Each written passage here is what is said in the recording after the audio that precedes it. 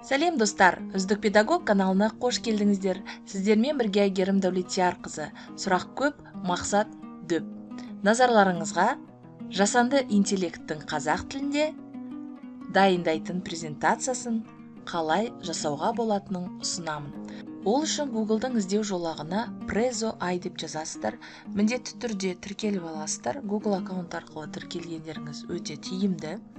Одан кейін продолжить батырмасын басасыздар.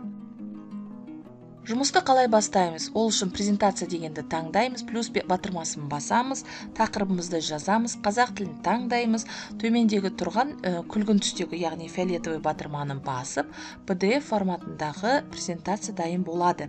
Енді оны жүктеп алғаннан кейін, жүктеу үшін жоғарыдағы үш нүктені басамыз. Жүктеп алғаннан кейін конвертация арқылы PowerPoint-қа айналдырып алуға болады. Презентация аса маңызды, қызықты. Әрине, өздеріңіздің талғамдарыңызға қарай өңдеп алуларыңызға болады. Ендігі кезекте конвертацияны қалай жасауға болатынын көрсетейін. Google-дың іздеу жолағына конвертация с PDF на PowerPoint-ты таңдайсыздар.